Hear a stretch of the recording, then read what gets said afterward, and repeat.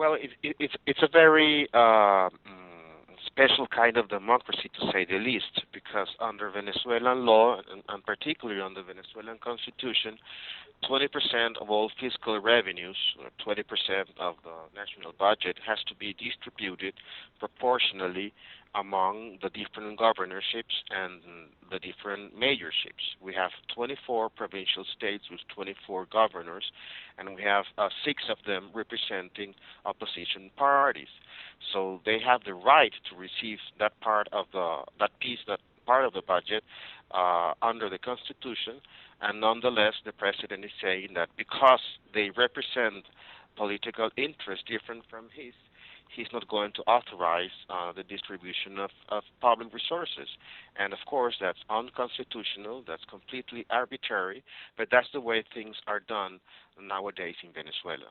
Well, okay, the situation in Venezuela seems to have deteriorated over the last 10 years or 11 years that President Chavez has been in power. You were a central figure in the government of President Caldera. I remember that well, and you were head of OSI at that time. Um, how do you compare the two systems?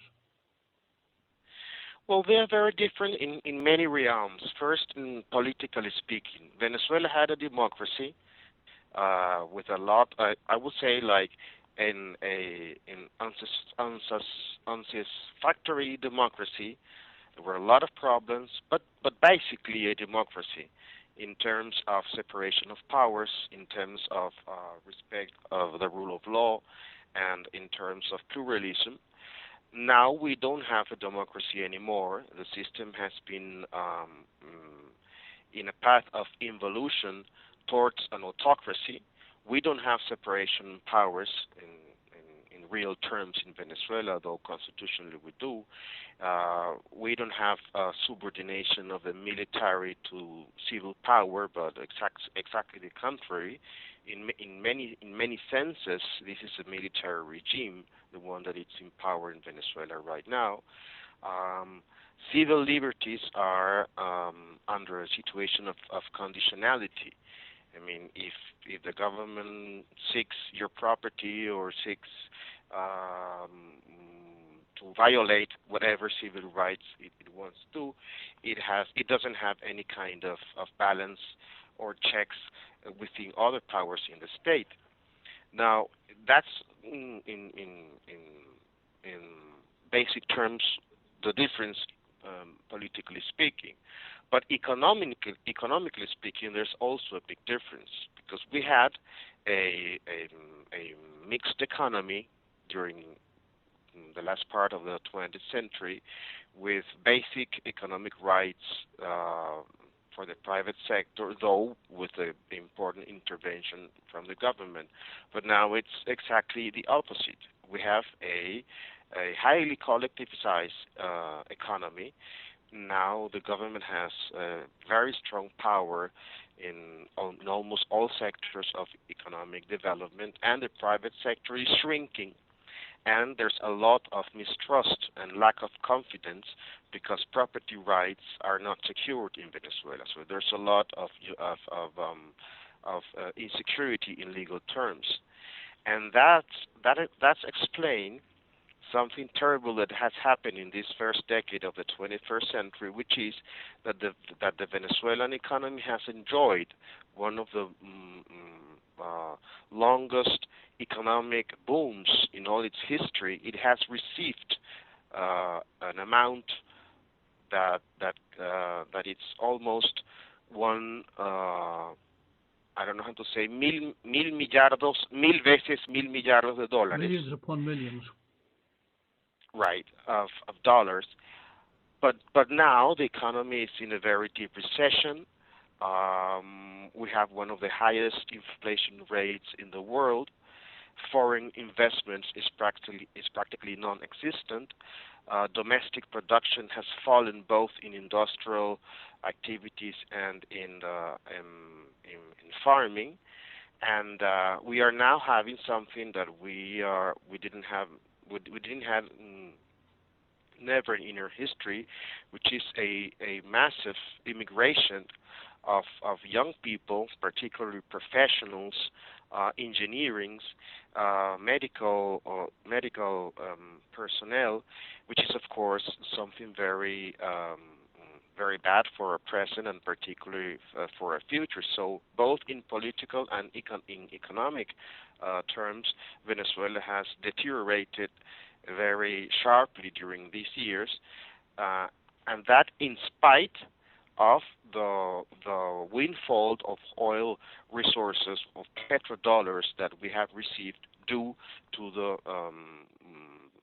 international boom, international bonanza of oil prices. Well, I have to draw you up on one point here, Fernando, and that is at the end of the Caldera administration, inflation was already up in three figures, and the price of oil was quite low at that time. I think it was around about $10 a barrel.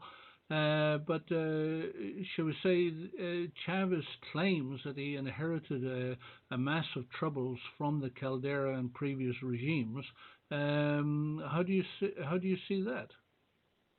Well, I think that we have two different things to say. One particular and one general. A particular commentary with respect to inflation and a general commentary with respect to the economic situation. With respect to inflation, it's right that it's true that in 1996, Venezuelan inflation rate was 100%, which was the highest inflation rate in Venezuelan history. The previous highest was under President Perez administration, which mounted, I think, remember, 88 or 89%. Now, the trend of the inflation started to go down sharply. In 1997, inflation was like 36, 37%, and in 1998, inflation was ended in 28%. So the trend of inflation that the Chavez government received was a positive trend in the sense that it was going down, and and because of that, I think, among other factors, he reappointed the minister of finance that had the Caldera government, which was a very well-known professional in Venezuela, Maritza Izaguirre, and that with regard to inflation, I think that the important thing was the trend, the tendency that was a positive one. And the second commentary in regard with the general situation is this: Venezuela has been a oil based economy since the 1930s, and of course there is a very close relationship between the prices of oil in the international markets and the general situation of the Venezuelan domestic economy. When the prices rise, the Venezuelan economy tends to grow and tends to better. On the contrary, when the prices go down, then the Venezuelan economy in general goes in turmoil. Now, since the late 80s and throughout the 90s, the prices in the oil prices in the international markets were quite low. The general average of the Venezuelan oil prices during the 1990s was $14 per barrel, Mm. and in 1998, because as an outcome of the Asian financial crisis, prices went down to $8 and $9 per Yes, I barrel. remember. Now, yeah, it was a very difficult situation due primarily to the crisis in the oil in the international oil system. Now, since 1998, 99, oil prices started to pick up. In 1999, for instance, at the end of the first years of Chavez government, the average of the Venezuelan oil prices was 17, which was almost 70% up to what was at the beginning of the year. Now, it started to increase. For instance, in 2001, it was almost 25. Mm. Then it went to 30 to 40.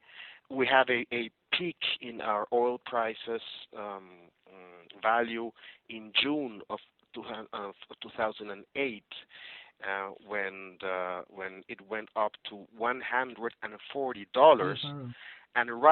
and right now the average price of the Venezuelan barrel is around $70, which is a very good price in perspective in comparative economics.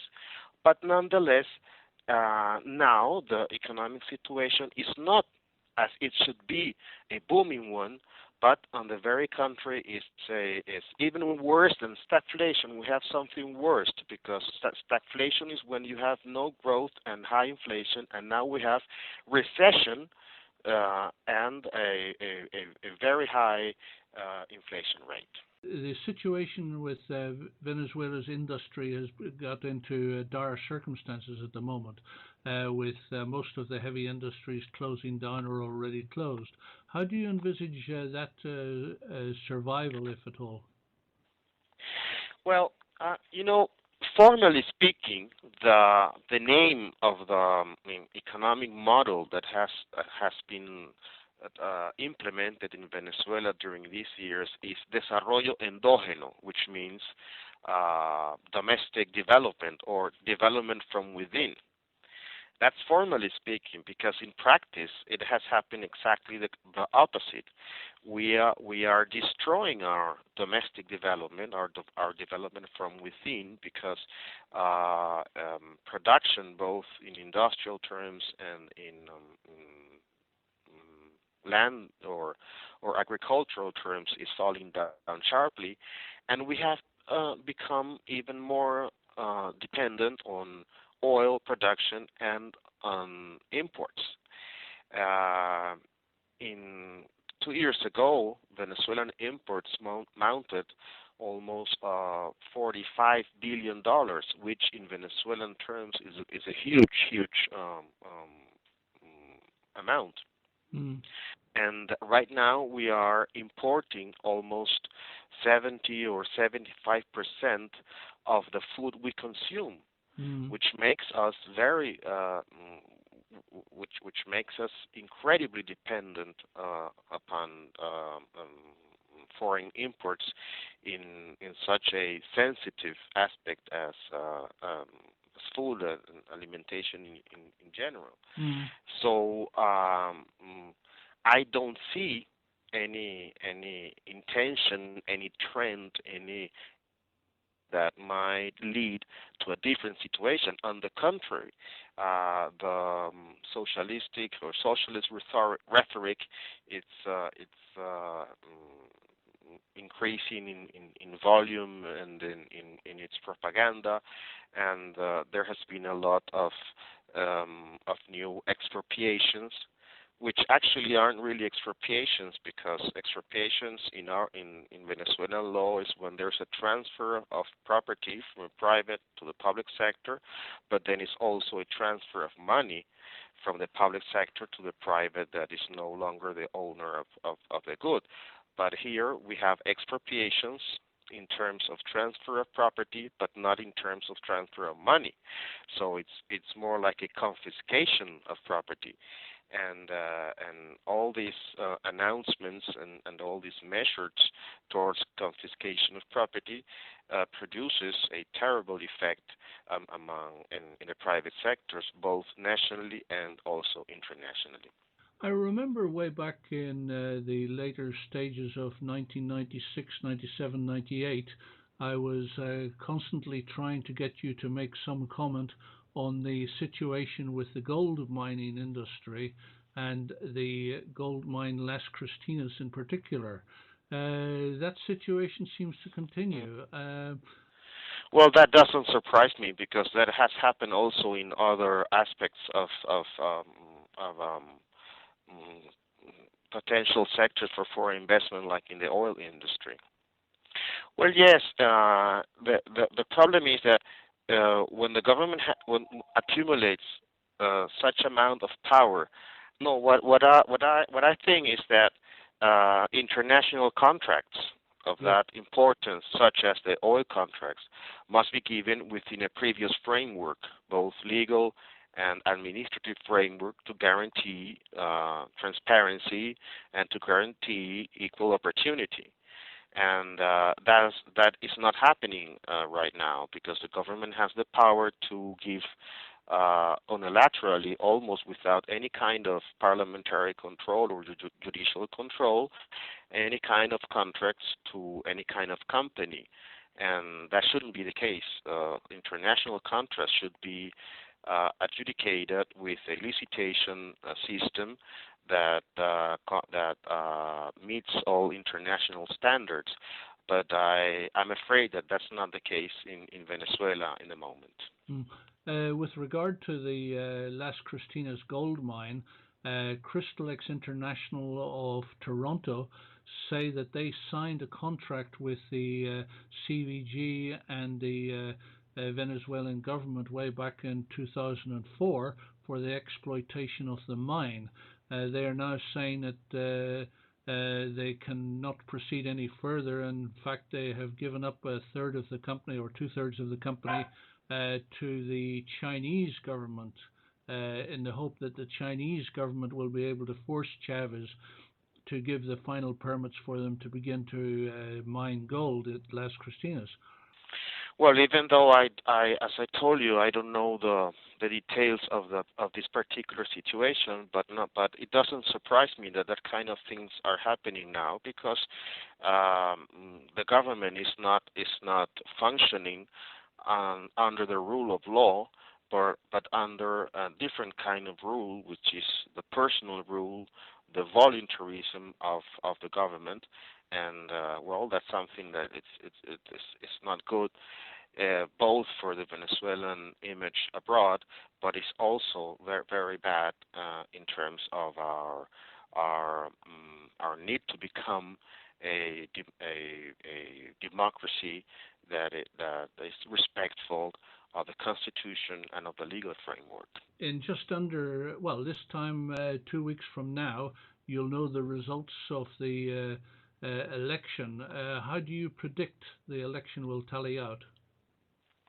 Well, let me tell you, if we had in Venezuela free and fair elections within international standards of what free and fair means, I think that the opposition parties or the opposition coalition might have a very strong outcome and might have also the majority of votes.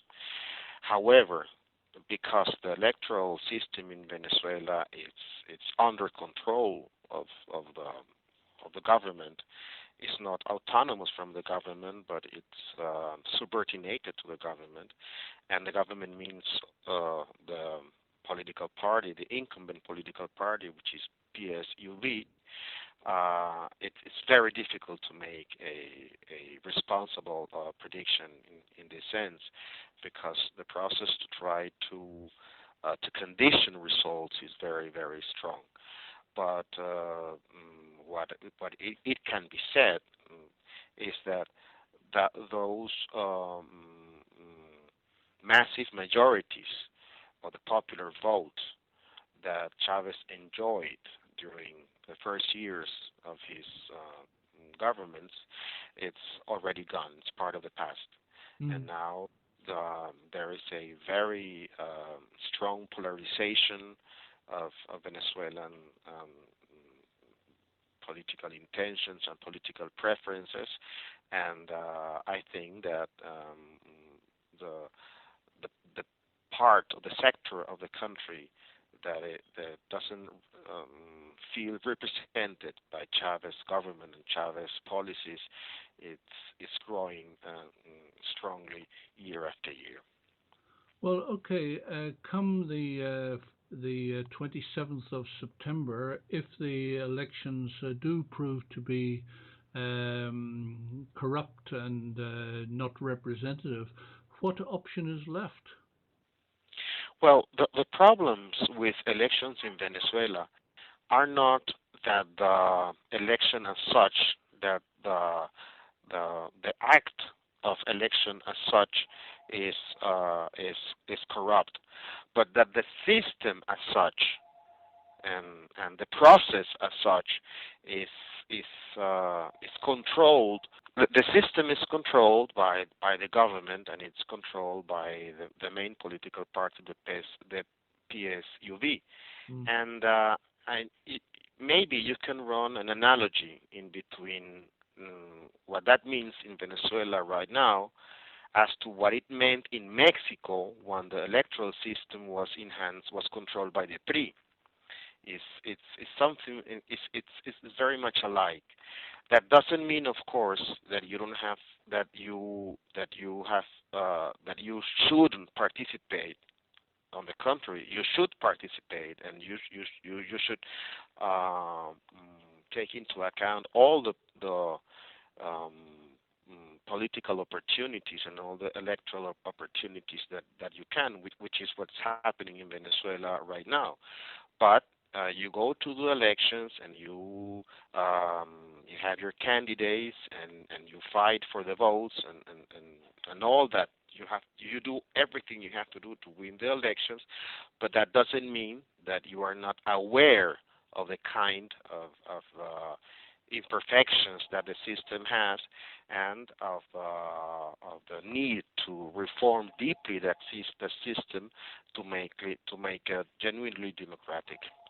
Well, let me tell you something. In the last decade, Chavez has denounced both nationally and internationally, uh, as I recall, like 20 or 25 attempts of magnicidio, and still we are waiting for the proofs. Still, we are waiting for the parliamentary commissions that were enacted to investigate those claims. We are waiting for the final results or for their evidence. And it's very suspicious that every time there's an election or every time there's a political confrontation, the campaign starts with another announcement of the intentions from the oligarchy or the imperialism or whatever, another intention of magnicidio. Mm. Regrettable as it may be from a humanistic point of view, if President Chavez was removed one way or another, okay, and became part of history, how do you see Venezuela proceeding from there? Well, in the first, I would like President Chavez be removed democratically by the votes of the people, and I think that the year 2012 can be presents an opportunity for a democratic removal of the presidency. I know it's difficult because this is not an unusual government, and it's not even a democratic government. It's a different kind of political governance, but I think that the ideal way to to to transform the current political situation is through votes. And I think that if Chavez leaves power by democratic means in 2012, I think that there is a enormous opportunity for political, economic, and social reconstruction of Venezuela. It's I'm sure it's going to be also a very difficult task, but I trust that the lessons of this long decade will be finally assimilated.